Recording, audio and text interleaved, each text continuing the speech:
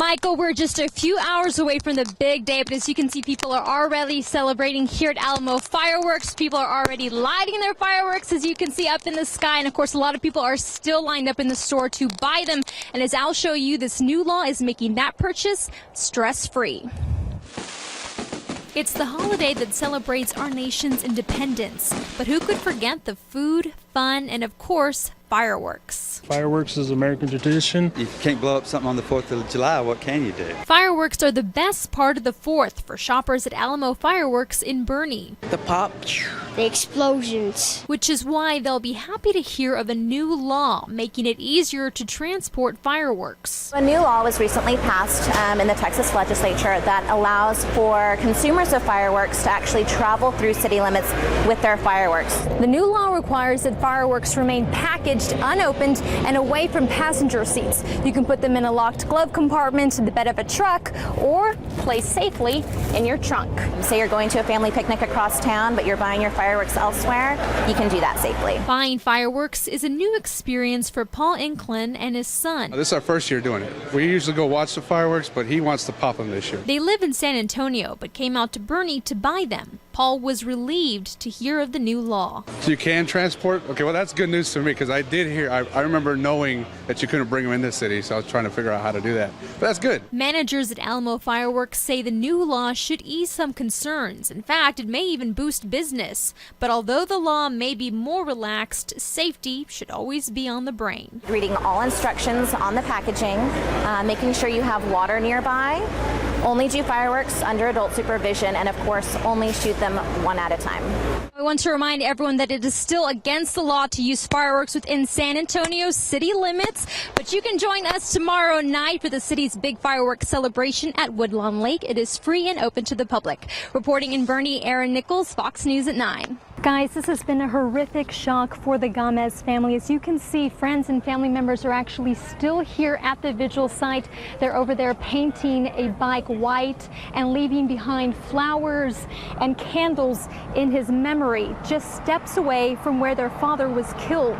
Now, this was the scene earlier tonight. Dozens of friends and family members came to show their support for Gomez's wife, 4 children and grandchildren. His daughter Alicia recalled how he could light up a room. She was visiting San Antonio over the July 4th weekend and was just blocks away when the accident happened. She ran to the scene with the hope that her father was okay, only to discover the heartbreaking truth. As soon as I got there, the cops and the ambulance were already there, and I couldn't see my dad. I just saw him laying there, and he was already under a tarp, and I didn't get to see him, and I tried really hard, but I couldn't. Now, this all happened early Saturday morning around 2:30. Gomez and his wife were riding their bikes on East Commerce and Pine when police say they were hit from behind by 25-year-old Ruben Morin. Gomez died of head and neck injuries, even though he was wearing a helmet. His wife had severe road rash and was taken to a hospital. She is now out of the hospital and is recovering, but the pain of that night is still visible for this family. I wasn't ready at all, and I never thought that Autumn would be losing a grandparent this early. Now, Morin has been charged with intoxicated manslaughter, intoxication, assault, and failure to stop and render aid. He was released from the Bexar County Jail over the weekend on a $55,000 bond, and the family says they do want him to be held accountable. Now, Gomez's family is asking for donations to help them pay for his funeral expenses. If you would like to help, you can go to our website, foxsanantonio.com. We will have that information posted after the show. Reporting live near downtown, Erin Nichols, Fox News at 9. Cynthia, we want to introduce you to Lakota, a rescue horse who was adopted after his previous owners neglected him and even almost sold him to a slaughterhouse. Now, unfortunately, more horses like him may face a similar fate or even worse. On any given day, there are dozens of dogs and cats waiting to be adopted at animal care services. But horses, you don't see as much. That is, until now. People turn them loose. You'd be surprised. We find horses on the side of the road that have been hit by cars. We find horses that are dehydrated, have a colic.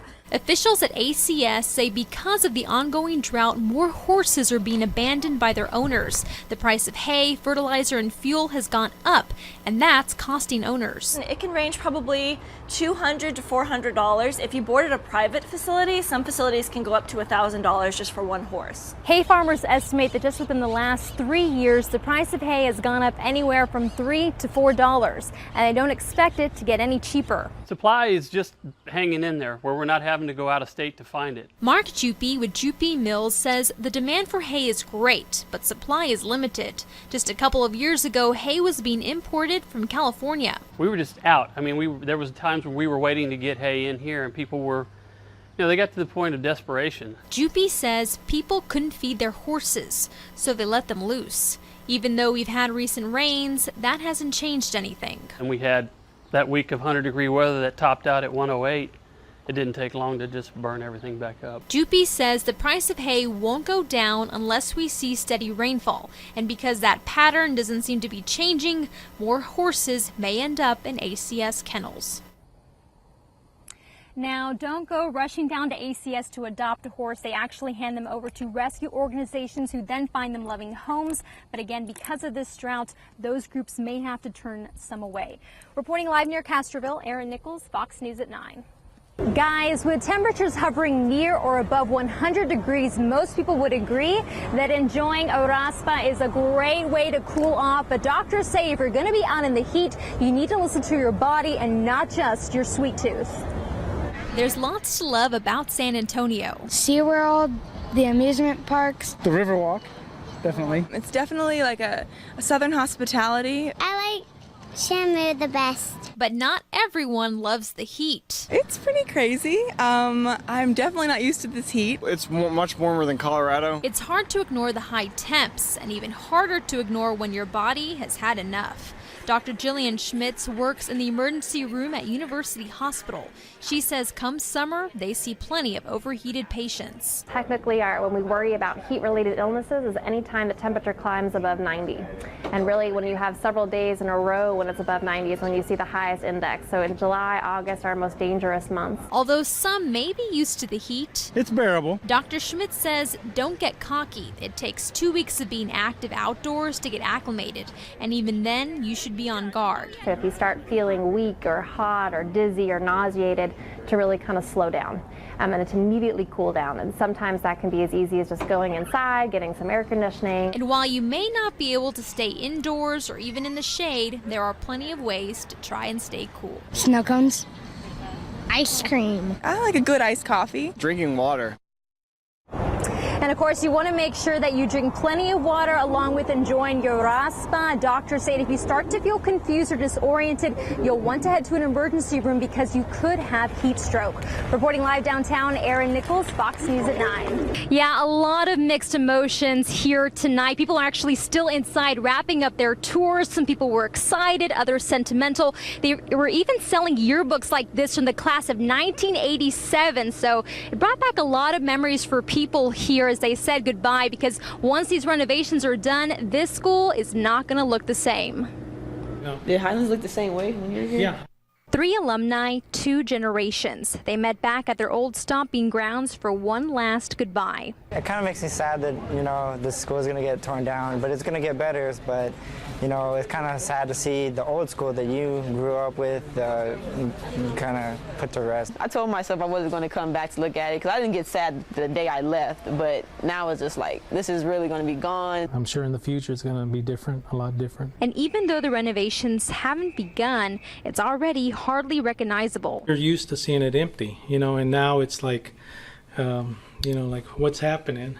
As part of the 2010 school bond, Highlands will soon go through an extreme $65 million makeover that includes larger classrooms, a new cafeteria, a library, and upgraded infrastructure.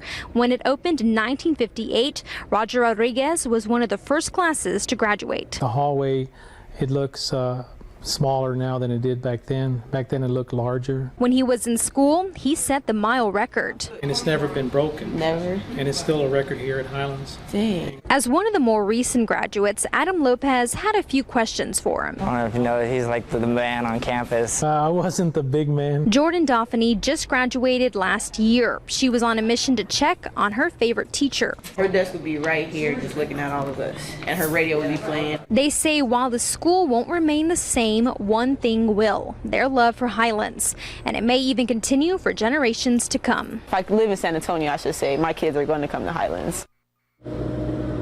Now, the renovations are expected to take about 2 years. In the meantime, classes will take place in open areas of the high school as well as in portables. Reporting on the southeast side, Erin Nichols, Fox News at 9.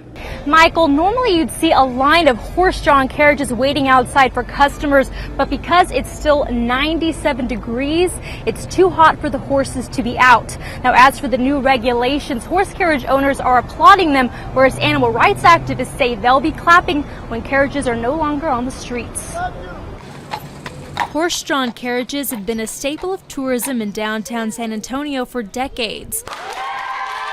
Now the city council has passed new rules in hopes of protecting these animals. It's a good day for San Antonio. It's a good day for the horse carriage industry and for the horses especially.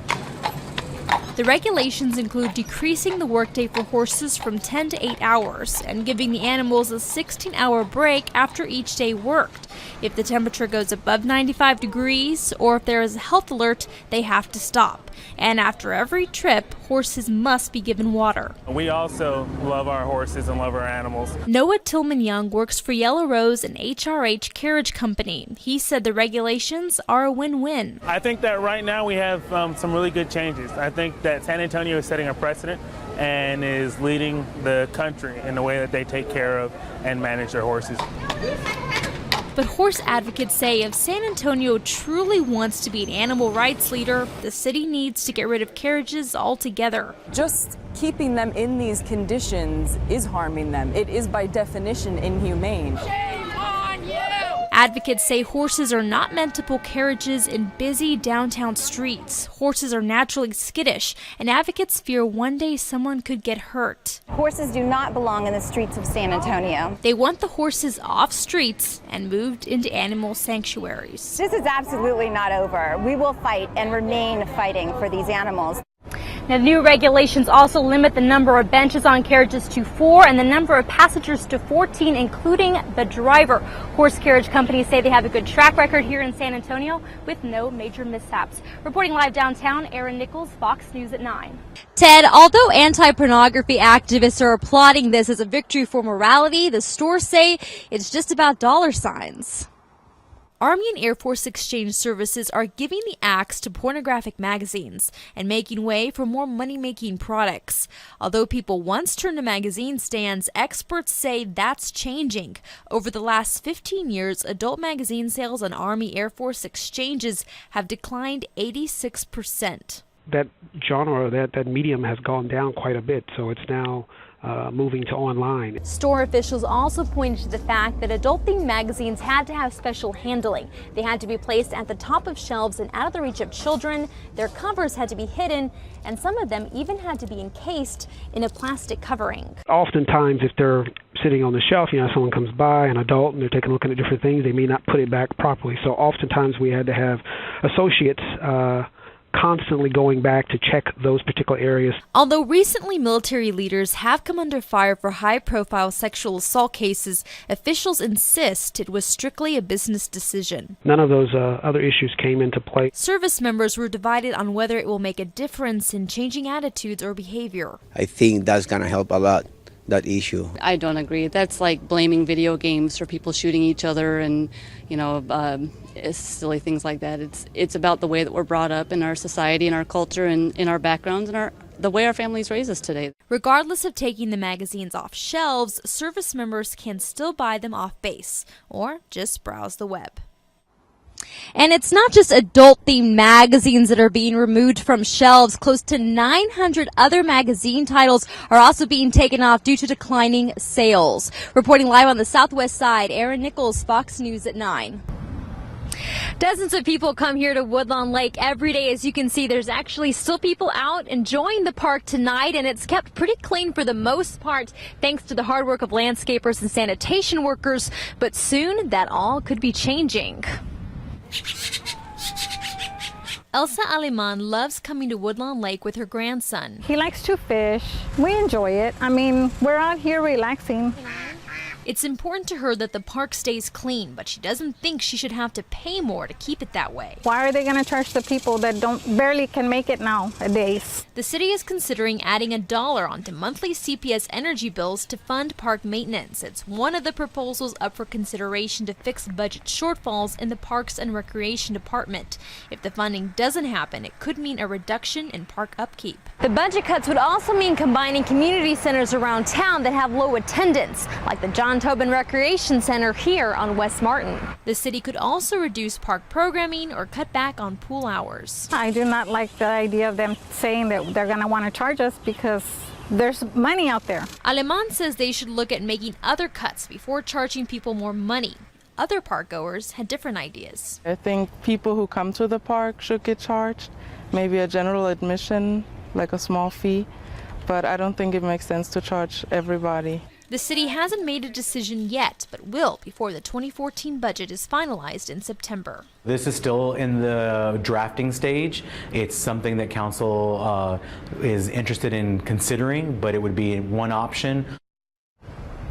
Now, one of those options includes a 1/8 cent sales tax that would go into a separate park fund, but it would be up to voters to make that final call. Reporting live on the west side, Erin Nichols, Fox News at 9.